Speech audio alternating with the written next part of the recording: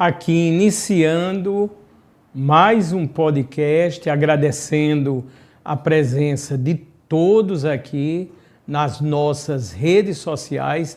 Fábio César aqui na apresentação, lembrando a todos os seguidores, as pessoas que estão agora no YouTube, através do canal Dr. Play Saúde, sejam muito bem-vindos. O lema do programa, como muitos já são sabedores, é levar informação diferenciada que transforma, que restaura e que salva vidas. E nessa edição de hoje, mais do que propícia, além de utilidade pública e sendo também uma estreia aqui no podcast Mais Vida, eu conto com a presença da médica, a doutora Gerlânia Simplício, que é pneumologista, e daqui a pouco vamos conhecer melhor o trabalho da doutora. Doutora, seja muito bem-vinda. A senhora está no podcast Mais Vida pela plataforma Dr. Play.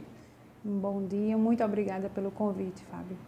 Doutora, nós é que agradecemos. E quando a gente olha, lógico, uma síntese do currículo da senhora é muito rico, muita experiência, a senhora está de parabéns, e uma união que eu costumo e gosto muito ressaltar é que além, obviamente, de uma pneumologista com imensa, com larga experiência, a senhora também é professora. E isso é uma fórmula que eu julgo muito interessante, porque quando chega num momento como esse, há toda uma linha didática e para os professores e as professoras como a senhora, tudo isso fica ainda melhor. Não é isso, doutora? A senhora ensina em que locais, por favor? Verdade. Eu sou professora em pneumologia, a disciplina de pneumologia da Universidade Federal da Paraíba, UFPB, e também sou da AFIA, né, a Ciências Médicas, que agora nós chamamos de AFIA, a AFIA Paraíba. É verdade. Inclusive, né, doutor, um ecossistema agora que se vincula, a AFIA Paraíba, que se vincula a várias outras grandes universidades da área de saúde, potencializando ainda mais as ações, né, doutora? Muita potencialização nas ações, investimento em equipamentos, em tecnologia. E a faculdade tem um centro que nós chamamos importantíssimos de aulas práticas, né? Um centro de simulação, se não for um dos mais desenvolvidos no Nordeste. Que interessante. Doutora, o FPB, nós sabemos que é um celeiro, né, de grandes profissionais. A senhora também ministra aula lá. Como está a nossa querida Universidade Federal da Paraíba, doutora? Isso, eu ministro aula em pneumologia, faço a parte teórica no Centro de Ciências Médicas e a parte prática no Hospital Universitário Laura Vanderlei. Então, assim, as práticas são bem tranquilas, são direcionadas só para doenças respiratórias, e lá nós estamos com a turma do 5º período de medicina. 5º período. Aí, doutora, ainda nessa síntese, obviamente, curricular, a senhora é mestre em terapia intensiva. Quer dizer, a gente sempre faz uma correlação com os momentos críticos da Covid. Eu tenho certeza que foram, assim, instantes em que a senhora foi muito atuante e conseguiu, não tenho dúvida, salvar muitas vidas junto com a grande equipe, né, doutora? Verdade, nós estivemos ali no hospital da Unimed, Urquiza Vanderlei, capitaneado por Dr. Petrúcio Abrantes, e a equipe era uma equipe maravilhosa, sem na competência. Nós ficávamos com os pacientes das unidades semi-intensiva e os pacientes dos apartamentos, os graves, né? E tínhamos também essa experiência no Hospital Clementino Fraga, que também serviu como fonte de alguns pacientes graves do Sistema Único de Saúde. Eu também atuava lá no Hospital Clementino Fraga. Doutora, quando a gente pensa, lógico, na área que a senhora, de forma tão preciosa, exerce o ofício, a área da pneumologia, poderíamos hoje, na nossa conversa, versar sobre vários assuntos. Mas, em comum acordo com a doutora, preferimos nesse momento e vamos dar grande ênfase ou total ênfase aos inúmeros malefícios do cigarro eletrônico, não é isso, doutora? Isso, os cigarros eletrônicos que vêm em crescimento, né, na população. Isso a gente não só fala da população adulta, principalmente a população jovem, os escolares também. Eu tenho aqui, doutora, já uma primeira tela que diz os perigos dos cigarros eletrônicos para os adolescentes e jovens. Eu sempre me embaso em cada programa nas pesquisas, na fundamentação, e eu estava observando números, né, que no Brasil é um pouco complicado e a dimensão da internet, né, doutora, ela é astronômica, mas presume-se assim que aproximadamente 30% dos nossos jovens, dos jovens do Brasil, já estão de alguma maneira ou por alguns momentos fazendo uso do cigarro eletrônico. E, doutora, isso é de extrema preocupação, não é, doutora? Isso, Fábio. Então, esses seus dados são relevantes, né? Essa sua pesquisa que você fez, e é o que a gente observa. Apesar do Brasil ser um país de subnotificações, que a gente sabe que alguns dados a gente não tem termos comprovadamente, mas é uma estimativa muito próxima da realidade, eu diria até um pouco maior, os jovens, os adolescentes, os escolares. Então, veja que nós passamos por um momento anterior, né, há 20 anos atrás, 1980, eram os adultos. Então, houve assim, campanhas que aconteceram, na verdade, assim, muitos em cima dos adultos que fumavam, e hoje a gente está vendo os cigarros eletrônicos entre os jovens, que vem em crescimento. Então, mais uma outra batalha que nós vamos ter que enfrentar digamos, no combate ao cigarro eletrônico, que em algumas situações a gente fala tabagismo, em outros autores já estão falando até em nicotismo, ou seja, nicotismo, né, doutor? O uso da nicotina, porque nós sabemos que o cigarro eletrônico também tem nicotina. Doutora Gerlane, às vezes a gente fica um pouco triste, né, porque o Brasil se tornou, me refiro ao cigarro comum e a todo o trabalho anterior feito pelos vários órgãos. Se tornou até uma referência nesse trabalho. Várias pessoas assim deixaram verdadeiramente de fumar, foram campanhas que serviram até, repito, de referência para outros países, e agora a gente vê talvez tudo isso sendo destruído, né, doutora? Exatamente, Fábio. É que eu falei, em 1980, a campanha ferrenha contra o tabagismo, um programa atuante que o INCA colocou em frente, esse trabalho atuante de cessação do tabagismo, onde nós temos o tratamento disponibilizado pelo Sistema Único de Saúde. As pessoas que desejam parar de fumar têm esse tratamento implantado no Sistema Único de Saúde, as capitais principalmente. Então, isso foi um ganho muito grande e referência nacional e mundial de combate ao fumo e combate à cessação do tabagismo. E agora o que é que a gente está observando? As empresas, né, que financiaram os cigarros tradicionais, hoje elas estão investindo nos cigarros eletrônicos, ou seja, pegando uma população mais vulnerável, que são os jovens, né, que muitos em torno da mídia veem a propagação em festas, em escolas, que ainda nós não temos registros desses malefícios tão importantes do cigarro eletrônico, mas nós sabemos que eles também causam bastante mal à saúde da população. Doutora Gerlane Simplício. Doutora, eu tive olhando uma reportagem agora recente desses grandes festivais, né, que ocorrem nas grandes capitais, entrevistando jovens que estavam fazendo uso do cigarro eletrônico. Eu fiquei ainda mais preocupado porque aqueles jovens, naquele momento, uma vez perguntado pelo repórter se sabiam dos possíveis malefícios, eles diziam que sabiam e que estavam fumando o cigarro eletrônico e que iriam continuar.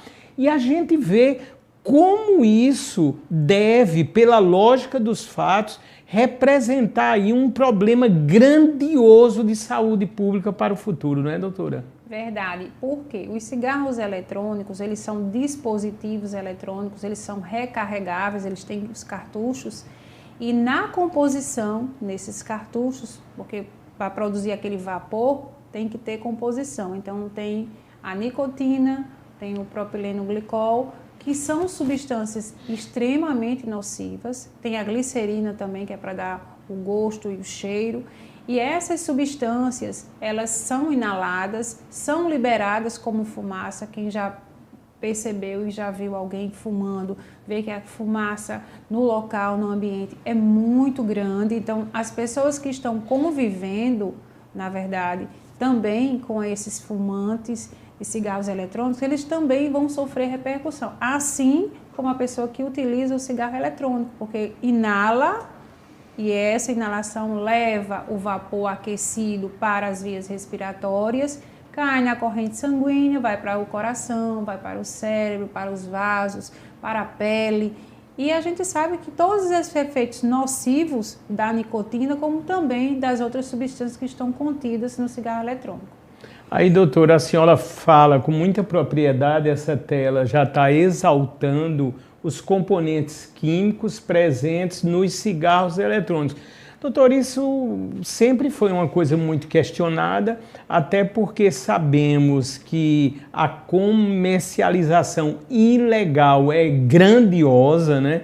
E com certeza essas fábricas estão cada vez fazendo mais variações. Como não há um controle, isso cada vez será mais perigoso, né, doutora? Isso. Então, como você fala, Fábio, os cigarros eletrônicos, eles são totalmente proibidos. A comercialização, a fabricação e a venda.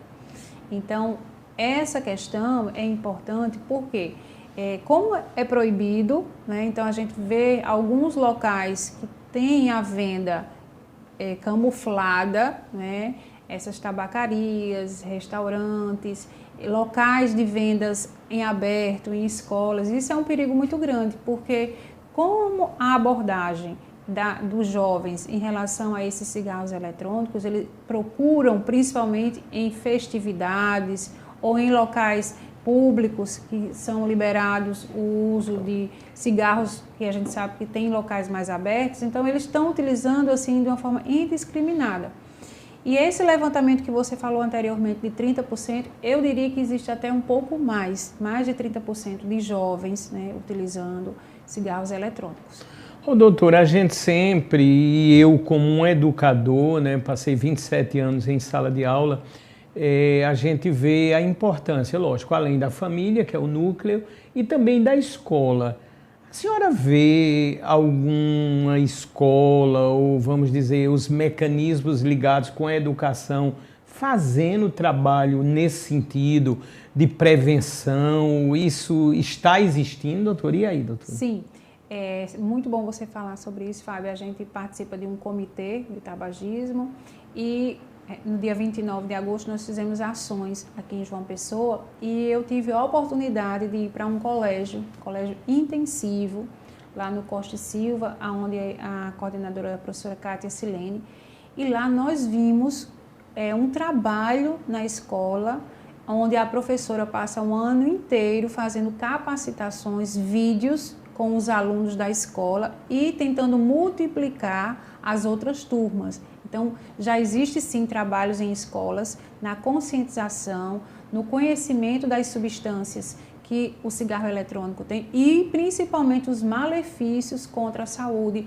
não só do adulto, do adolescente, como também de crianças.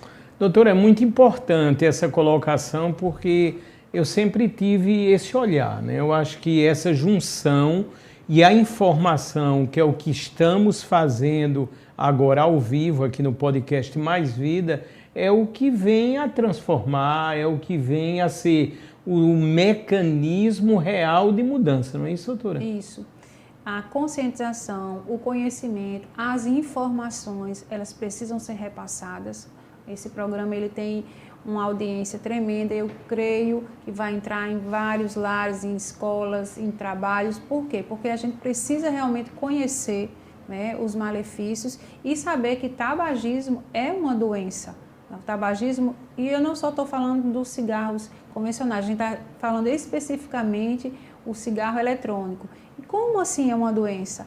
É uma doença porque tem dependência física e dependência química. A nicotina, a cocaína, a heroína, o álcool são substâncias psicoativas e elas causam dependência, sim, dependência física e dependência psicológica. Então, os indivíduos que começam a utilizar o cigarro eletrônico, eles passam a ser dependentes da nicotina.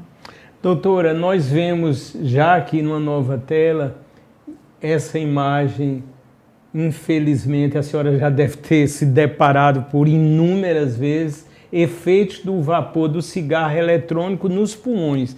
Doutora, eu tive um momento, né, da minha vida que chegamos a perder um familiar, isso não foi aqui na Paraíba, mas por câncer do pulmão. Ele fumava e coisa e tal. E doutora, entre o momento do diagnóstico e quando veio a falecer foram menos de 30 dias. E quando eu estava em um hospital, referência nesse estado, repito, não aqui da Paraíba, no caso Alagoas, para câncer, havia uma ala praticamente em separado só para pessoas com câncer do pulmão. Doutora, é algo assim terrível. Eu sei que nós estamos diante de leis, a todos os critérios, né? Mas se toda pessoa que pensa em fumar fizesse um tour por uma ala daquela, eu creio que pensaria uma, duas ou mil vezes, não era, doutora? Verdade. O câncer de pulmão, ele é considerado assim, das neoplasias mais comuns no mundo. E nós sabemos que o tabagismo ele é o maior responsável pelas neoplasias ou cânceres de pulmão. E a gente sabe também que essas substâncias contidas no cigarro convencional e possivelmente no cigarro eletrônico podem levar às doenças, às neoplasias do pulmão e de outros órgãos.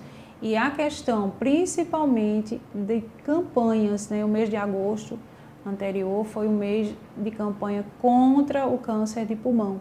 Então, nós tivemos diversos eventos e aonde a gente tem melhorado, né, a busca dessas pessoas sintomáticas na realização de exames complementares, como as radiografias e tomografias, para identificar o mais precocemente possível essas doenças e ter um tratamento adequado, digno, tratável, ressecável, né, cirúrgico.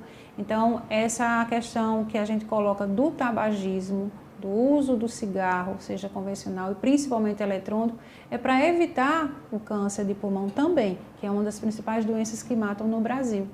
Doutora, como a senhora vê, às vezes nos deparamos, né, nos ambientes de comunicação com essas propagandas de alguns medicamentos ou substâncias que poderiam fazer com que a pessoa viesse a deixar de fumar.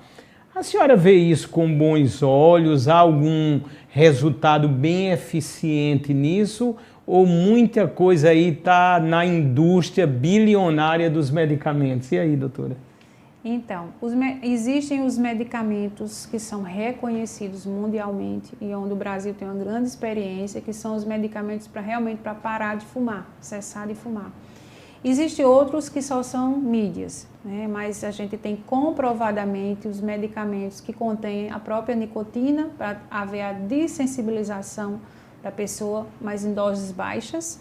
E existem os medicamentos não nicotínicos, que são aqueles que não têm nicotina e realmente são utilizados com grande sucesso para parar de fumar, que também são utilizados no tratamento para quem deseja parar de fumar o cigarro eletrônico. Não só os cigarros convencionais, o tabaco de uma forma geral, que aí a gente inclui charutos, a gente inclui cachimbos, inclui narguilé também, que é uma forma de fumo. E o tratamento que nós utilizamos no Brasil, né, que é disponibilizado também pelo Sistema Único de Saúde, ele é reconhecido como um tratamento de bom sucesso. Claro que um dos fatores, um dos que a gente chama assim pilares mais importantes é a terapia cognitiva comportamental, que é justamente tentar mudar, né, a concepção, o conhecimento das pessoas com relação ao vício, às substâncias e em seguida a gente utilizar o tratamento medicamentoso, que pode ser com adesivos, com gomas de mascar, que tem uma grande relevância, e aqueles não nicotínicos, que aí eu vou citar o nome só da substância, que é a bupropiona, que é largamente utilizado no Brasil e no mundo. Doutora Gerlânia Simplício, pneumologista, dando um show aqui de informação. Doutora, eu fiquei muito contente, né, com essas colocações a nível de medicamentos e tratamentos que a senhora acabou de falar, e ainda mais satisfeito quando a senhora falou que a nível do SUS está disponível, mas disponível nessa amplitude que a senhora falou de medicamentos, ou seja, uma pessoa teria o seu tratamento ou tem o seu tratamento tranquilo nesses casos, doutora? Isso, quando nós identificamos assim, nós identificamos a pessoa que fuma cigarro convencional, cigarro eletrônico, qualquer tipo de fumo, principalmente ligado ao tabaco. E aí a gente oferece o tratamento sim. A pessoa aceita, topa parar de fumar. Eu quero parar de fumar, eu desejo parar de fumar. E a gente faz um encaminhamento, eu estou falando nível de Sistema Único de Saúde. Certo. Então nós temos alguns pontos estratégicos na capital, em João Pessoa, que fornece sim medicamentos, mas para isso o paciente tem que ser referenciado, tem que ser encaminhado. E ele vai entrar inicialmente na terapia cognitiva comportamental, nos grupos de pessoas que desejam parar de fumar.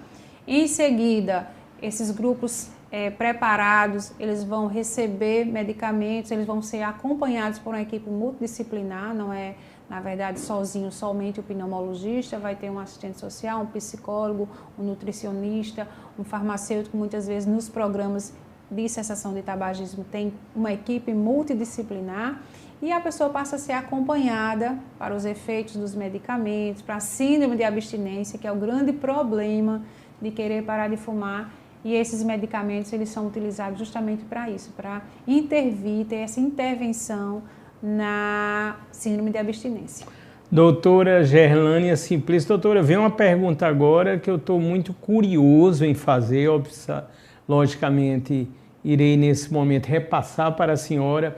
Doutora, no caso da nossa querida Paraíba, a senhora já se deparou, tem se deparado com adolescentes a partir de problemas gerados pelo uso do cigarro eletrônico? Sim, já me deparei, sim, com adolescentes, jovens de 14 anos, de 15, 16 anos. E não só doenças bem mais graves, como as pneumonias, como doenças alérgicas, e em algumas situações também doenças psiquiátricas associadas, depressão, ansiedade, junto com o uso do cigarro eletrônico. Mas, doutor, eu acho muito importante esse momento, quer dizer, até casos, vamos dizer assim, considerados graves, de adolescentes aqui na nossa Paraíba, que já faziam ou fazem uso do cigarro eletrônico, esteve com a senhora ou num atendimento clínico, hospitalar, e a senhora se deparou com quadros ali que precisaram, vamos dizer, de uma intervenção urgente, né, doutora? Isso, intervenção urgente, tanto na doença, geralmente as doenças respiratórias pelo cigarro eletrônico, a gente observa que pode ter infecções, pode ter pneumonia grave, pode ter insuficiência respiratória aguda, que é o paciente com um quadro de lesões pulmonares pelo cigarro eletrônico, e isso precisar de internamento, algumas situações precisar de unidade de terapia intensiva. Num determinado hospital aqui de João Pessoa, tem uma jovem, ela não era adolescente, mas tinha 21 anos, e ela estava na UTI, já com traqueostomia, usuário de cigarro eletrônico e difícil a alta hospitalar por conta das complexidades das doenças. Então, a gente tem visto sim, tem se deparado com situações de infecções, de enfermidades respiratórias, e a gente também não pode esquecer as enfermidades cardíacas. O cigarro como um todo, ele também, a nicotina, ela pode levar a doenças cardíacas e doenças cerebrais. Então, por exemplo, o infarto agudo do miocárdio tem muita relação com o hábito de fumo, de uma forma geral. E a gente não pode esquecer que o cigarro eletrônico tem nicotina, e a nicotina ela é responsável por inúmeras doenças elencadas pelo Sistema Único de Saúde, como também pelo CID, em torno assim, de 50 a 56 doenças somente que a gente tem conhecimento causadas pelo fumo. Vejam os senhores, as senhoras, quantas informações assim necessárias, eu sempre digo, relevantes, de suma importância, de utilidade pública que estamos, nesse momento, disseminando. Sabemos que o programa, que é o caso aqui desse momento, o podcast Mais Vida pela Dr. Play, ele nunca acaba. As pessoas daqui a pouco já podem ir no YouTube, no canal Dr. Play Saúde e começar a compartilhar essa entrevista, assistir, aprender, e esse é o grande lema de toda essa história, salvarmos vidas, realmente. O doutor aqui diz, cigarros eletrônicos e o consumo de álcool e outras drogas. Isso também está se tornando muito evidente, portanto, o cigarro eletrônico sendo uma ponte perigosíssima para o álcool, que sabemos dos males que o álcool promove em todos os sentidos, o número de mortes, né? É algo assim aterrorizante que o álcool produz nas famílias, ligada também com a violência doméstica, e muitos desses casos estão começando no cigarro eletrônico. E aí, doutora? Essa associação cigarro eletrônico, álcool, cocaína, heroína, crack é bem evidente. Por quê? Porque, na verdade, as doenças que levam à dependência química, elas podem começar só como um gatilho, o uso do cigarro, né? O cigarro, depois o cigarro eletrônico, depois vem o alcoolismo junto. E é aí onde geralmente entra a terapia.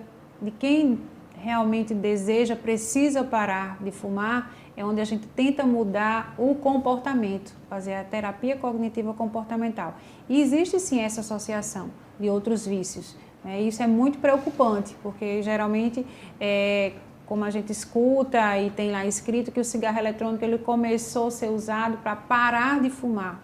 Pessoas que desejavam parar de fumar começaram a usar o cigarro eletrônico achando que ia para um método que ia tirar o desejo de fumar, e a gente sabe que isso não é verdade. Fez com que eles passassem para outro vício, que o cigarro eletrônico tem nicotina, então vai deixar você dependente. E a associação do vício do uso do cigarro com bebida, com cocaína, com crack, é bem evidente.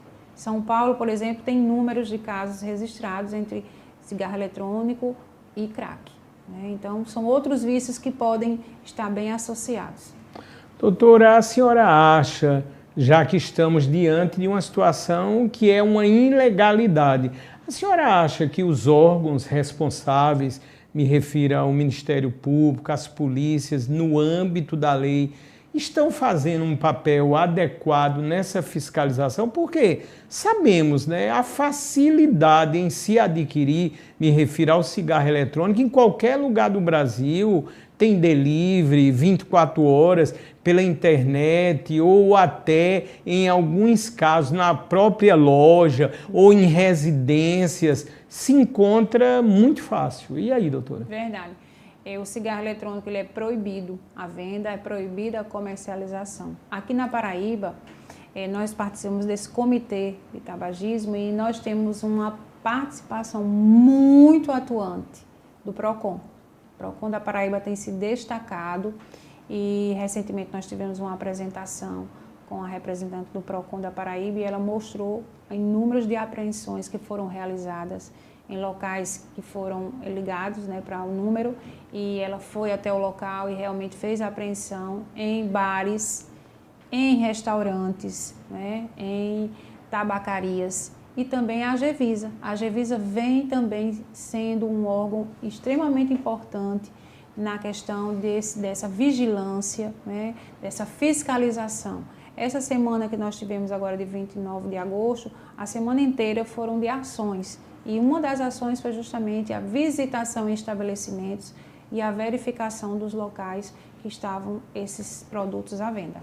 Que informações assim, que nos deixa contente, né, doutora? De qualquer maneira, creio, vou até analisar, aí vem todo o critério baseado na lei das multas, espero que sejam altas, doutora, não sei como é, se são multas às vezes baixas, porque às vezes a multa é tão pequena que eles continuam comercializando porque o lucro é muito grande aqui, né? Altíssimo, altíssimo. Altíssimo porque o cigarro eletrônico ele vende com uma maior facilidade, ou seja, as pessoas estão cada vez mais se habituando a utilizar, então eles têm lucro, os lucros são altos, né? Já que não usam mais os cigarros convencionais, que muitas pessoas realmente por conta das doenças, da grande publicidade dos cigarros convencionais, deixaram os cigarros com uma certa, se a gente for procurar hoje, o cigarro eletrônico já deve ter ultrapassado os cigarros convencionais. E há uma pressão que a gente observa muito grande sobre a Anvisa para que venha a se liberar, né, doutora? Sempre é uma aflição, as pessoas ficam atentas e orando, mas a gente sabe que muita coisa obscura acontece aí, né, doutora? Verdade, verdade. A Anvisa tem ficado no seu posto ali, na verdade, de não liberar, e eu acredito que por conta também de pressões, não só da área de conhecimento, de estudos mostrando, a gente tem poucos estudos ainda em cigarros eletrônicos, né? E uma das situações que a gente tem pouco falado são daqueles que convivem com o fumante, né? Que aí a gente pode dizer que convivem com os adolescentes, que são os adultos, são as crianças, são os idosos, que convivem com essa poluição toda que o cigarro eletrônico promove, então que também causam doença. Então tem que ter números para que a gente pressione cada vez mais as autoridades a não liberar e continuar proibido o cigarro eletrônico. Doutora, eu estive agora mais recentemente observando algumas pesquisas dos Estados Unidos e já mostra um índice alto, já comprovado, fundamentado, por exemplo, em partos prematuros, oriundos, obviamente, de adolescentes que estavam ou que faziam uso do cigarro eletrônico. E aí, muito preocupante, né, doutora? Muito preocupante. Por quê? Todas as doenças que nós conhecemos do tabagismo, elas também vão ser refletidas no cigarro eletrônico. Então, por exemplo, o tabagismo de uma forma geral, em mulheres gestantes, parto prematuro, descolamento de placenta, sangramento, abortamentos e malformações congênitas, entre outras situações. Não vai ser diferente no cigarro eletrônico, porque existem substâncias tóxicas. Quando inala, quando você utiliza o cigarro eletrônico, as substâncias caem com facilidade na corrente sanguínea. Facilmente os outros órgãos são atingidos por aquelas substâncias. No caso da grávida, da gestante, passa pela barreira placentária. E o feto na verdade, acometido também de doenças, assim como o cigarro convencional. Então, muitas vezes, acredita, não, tem um cartucho só de 3%, de 5%, a quantidade é muito pequena, mas vai cair sim na corrente sanguínea, vai ter malefícios para o feto, com certeza, e as crianças, os recém-nascidos, podem realmente nascer com alguma malformação. A gente não tem isso ainda em dados concretos, mas se a gente for realmente fazer uma pesquisa a fundo, a gente vai encontrar sim. Muito preocupante. E nesse contexto, doutor, essa tela agora, que a gente pensa na amplitude do que o problema pode se tornar e já está se tornando. Cigarro eletrônico na saúde das crianças expostas ao vapor. Isso a gente já tem comprovado com o cigarro comum. Portanto, não será nem está sendo diferente com o cigarro eletrônico, né, doutora? Verdade. O vapor, né, então ele liberado no ar ambiente, então as pessoas que estão ali, elas vão inalar, né, vão também inalar aquele vapor. E o que é que a gente observa com as substâncias do vapor que são eliminadas? As crianças podem ter mais alergias, mais irritação nos olhos, mais rinites, mais sinusites. Algumas crianças se tornarem asmáticas pela exposição contínua desse vapor. Outras terem pneumonia, a imunidade. Então, são diversas situações que nós observamos pela exposição do vapor. Então, queda de imunidade, infecções, alergias, doenças oculares, doenças do nariz. E isso nos preocupa. Por quê? Porque assim como o cigarro causou ou causa, o cigarro convencional, o cigarro eletrônico também tem substâncias tóxicas para as pessoas que convivem.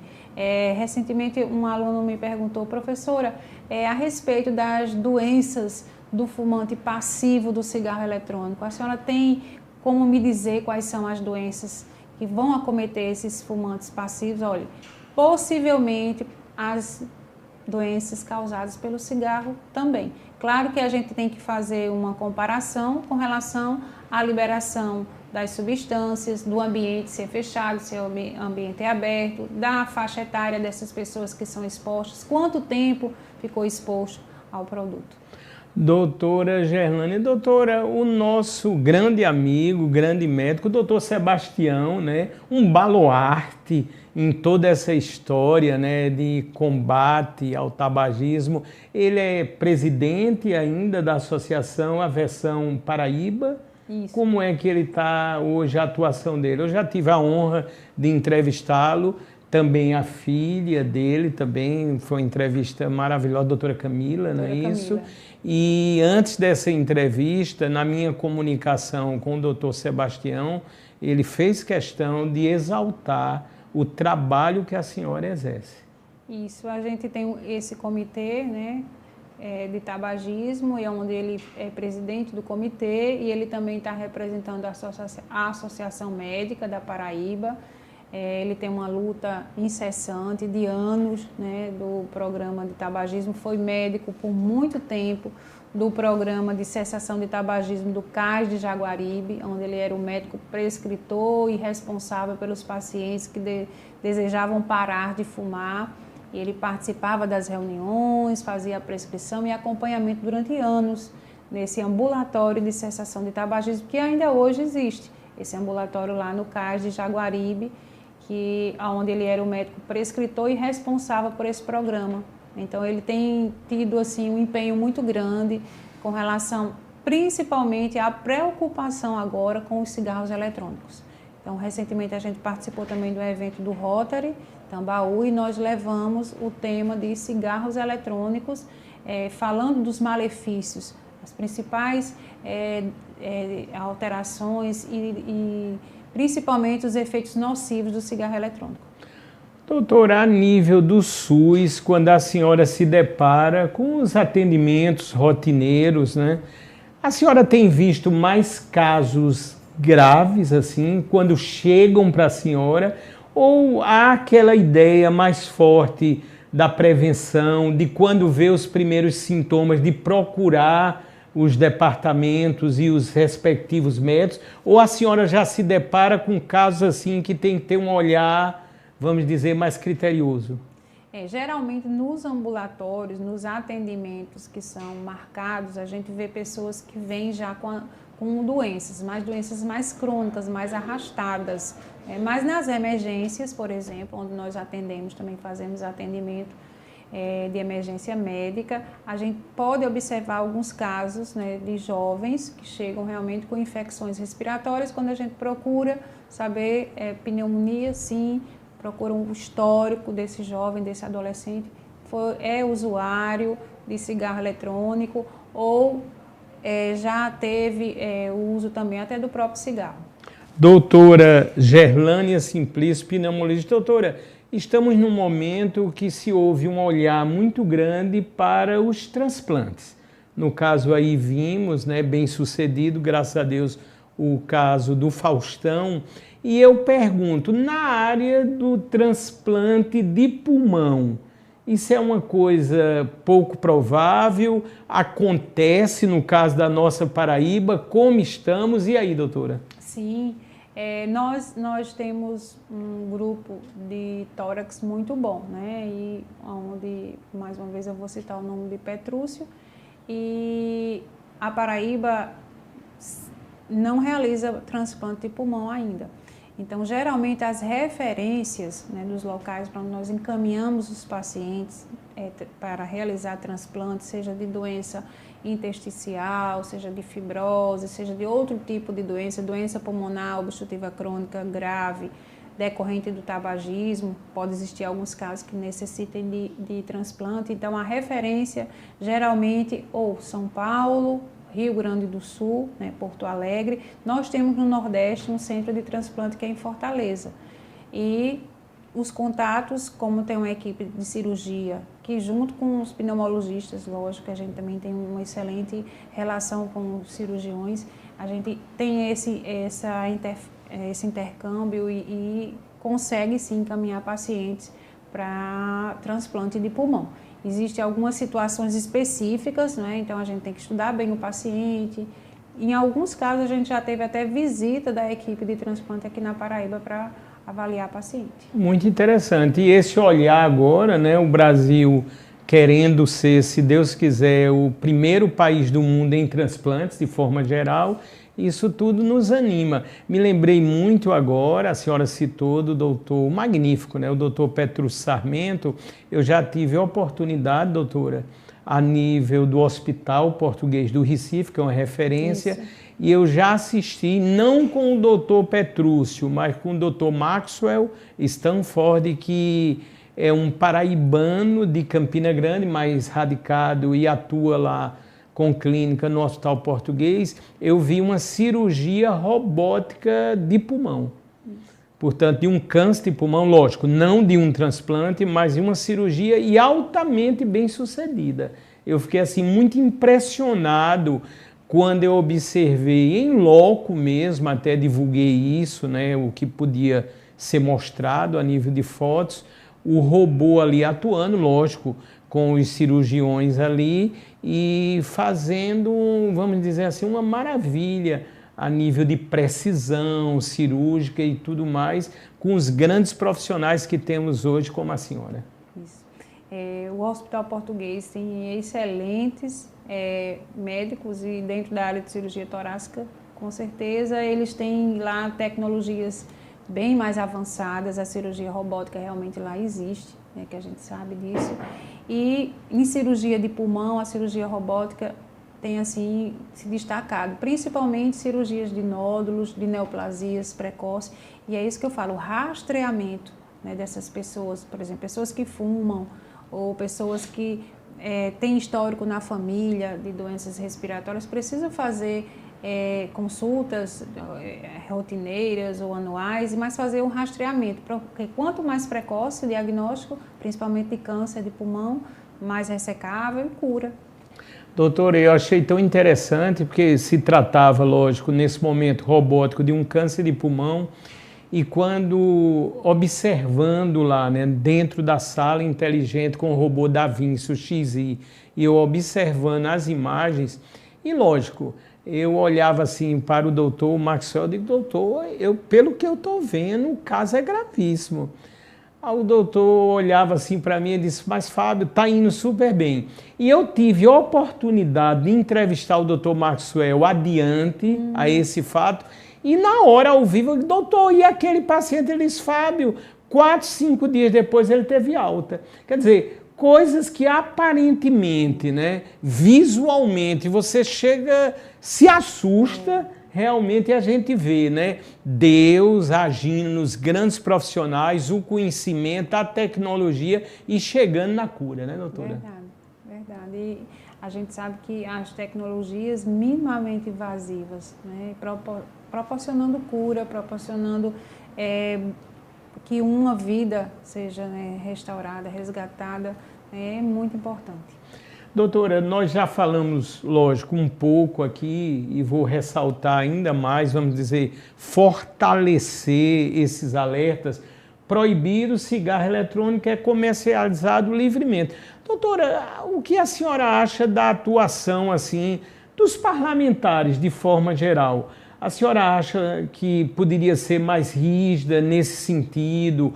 Será que a nível do Brasil está havendo uma mobilização nesse sentido? Porque quando a senhora fala, eu sei do trabalho excelente que está sendo realizado aqui na Paraíba, mas vamos pensar em outras sedes, em outros estados. Como é que a senhora vê isso hoje de forma geral? Então, de uma forma geral, nós temos uma sociedade brasileira de pneumologia e é uma sociedade muito atuante, né? E essa sociedade ela vem se empenhando justamente com relação à intervenção na proibição dos cigarros eletrônicos. Então, como campanhas com dados, né, para que sejam mostrados principalmente ao Ministério da Saúde, né, para que o Ministério tome realmente posição e tem tomado posicionamento para que haja realmente uma proibição efetiva e que esses dados sejam levados aos parlamentares, ao presidente, ao Ministério da Saúde, principalmente, para ter essa, digamos, intervenção imediata, porque o que nós consideramos hoje é uma pandemia do cigarro eletrônico. Então, mostra que está crescente, mostra que tem repercussões não só aos jovens, mas aos familiares, às crianças, os adultos, os idosos, à população, à comunidade em geral, como também as doenças, né, que podem ser provocadas por esse vício de cigarro eletrônico. Então, a Sociedade de Pneumologia ela tem se empenhado muito, existe uma comissão brasileira de pneumologistas que estão no enfrentamento, né, de campanhas, de artigos, de publicações, que são até publicações internacionais, a respeito do cigarro eletrônico e enfatizando o tratamento dessas pessoas que realmente, porque não é fácil, Fábio, parar de fumar, cessar o tabagismo, não é fácil. Precisa realmente de um grande tratamento, de um grande acompanhamento, porque aí nós sabemos que tem a síndrome de abstinência. E a pessoa também querer, né, parar de fumar. E outra coisa, doutora, no caso tão preocupante dos cigarros eletrônicos, parece que o elo agora, que normalmente ou habitualmente era dos pais para filhos, parece que agora há uma independência, ou seja, com a disseminação natural da comunicação, da internet, que é astronômica, creio que o adolescente, o jovem agora, ele começa muitas vezes sem que os pais saibam, não é, doutora? Verdade. Essa questão da mídia, das informações, da internet, tem modificado o perfil dos jovens. Então, se nós observarmos anteriormente, em que os filhos começavam, quando o pai e a mãe fumavam, o filho começa a pedir para o pai e a mãe parar de fumar, intervir. Hoje a gente tem visto que eles têm, e a própria escola, o meio que os filhos, os adolescentes, os jovens estão convivendo, muitas vezes saem cedo, só voltam à noite, às vezes a escola é integral, então eles vão ter aproximação ou até referência de outras pessoas, né, intervindo também no hábito do fumo. Aí, doutora, nós estamos quase chegando no final dessa edição, eu caracterizo como maravilhosa, do podcast Mais Vida aqui pela Dr. Play, sempre ressaltando que dentro de toda a sistemática que a Dr. Play exerce, vamos dizer assim, com muita amplitude, com muita eficiência, você no canal do YouTube Dr. Play Saúde, além do site Dr. Play TV, você tem inúmeras informações no âmbito da saúde, mas informações, eu costumo dizer, diferenciadas, que salvam, que transformam, que restauram a vida em sua plenitude. Diz aqui, o futuro dos que estão usando o cigarro eletrônico no presente. Doutora, esses que no presente estão usando, que são muitos, já sabemos, e aqueles que porventura continuarem usando, eu creio que pode ser um futuro aí muito preocupante para essas pessoas, se formos analisar a realidade mesmo dos fatos. E aí, doutora? Verdade.